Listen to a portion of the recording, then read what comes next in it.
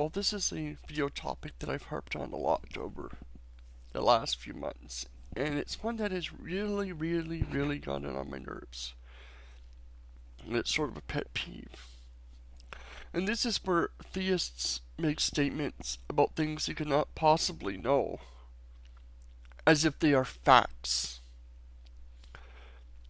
This is where they state things like, this contradiction in the Bible has a reasonable explanation for it. Therefore, it's not a contradiction.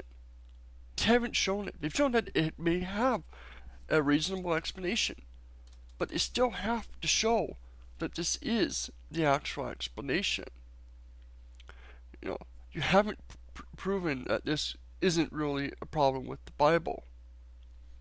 And you run into this with descriptions of God, which, as I've said before, is one of my massive pet peeves, which is where people start making declarative assertions about God as if they're facts. My God likes X. My God hates X.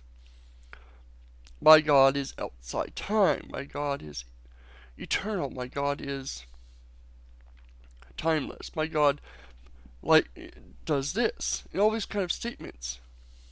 And there's no possible way any theist could possibly know these things. And of course, they'll make statements about the self-authenticating Holy Spirit, which again, they haven't shown to be true. Yes, the Bible talks about this, but it's ironic that people that have the self-authenticating Holy Spirit made completely contradictory statements. What Puppy Turtle says about God isn't what Stigmadine says about God, which isn't what the Pope says about God, which isn't about what Thunderbolt, which isn't about what many people say about God. Each person's idea of God is contradictory in some way with everybody else's idea of God. Yes, they have some similarities and some things that might be considered more universally held beliefs than others. But even those things still have some people, even if it's not Christians, but other theists, that contradict this. So I don't see this idea that the self-authenticating Holy Spirit is anything more than an excuse. An attempt to excuse away how they can possibly know something they claim to know. And of course, for me, this creates a big problem. How can we be sure about any claims made by Christians about their God? You have a lot of ideas about your God is, but how do we know he's outside the universe, timeless, and all these kind of things? These are ideas that have been refined over 2,000 years, and a lot of them have only been refined in the last 20 to 30 years. Because as science has grown, people have refined their explanations of God. 20, 30 years ago, when I was a kid, I remember God being sort of, this parallel spirit realm. Something that is alongside us. It interacts with us, but we can't visually see it. And I'm not talking about ghosts and whatnot, but the idea of, that the angels and demons are all around us, fighting each other. That if you've been doing bad things and you've been spending time with Dungeons and Dragons and whatnot, those books have a spirit, a demon, latched onto them that you bring into your home. And other statements like this. It sounds kind of ridiculous, but this is the kind of thing that I was told about it. The Bible seems to describe a three-tiered system, with heaven somewhere in the clouds above us, hell below us. Yes, Christians like to say that these things were metaphors, but that's probably another example of the evolution of the idea. The earlier beliefs were that God literally was in the sky and hell was literally below the earth. You know, it's only that our understanding that there is nothing above us. This idea of God being outside the universe only came about because of the Big Bang. Now, I'm not saying these statements could not be true,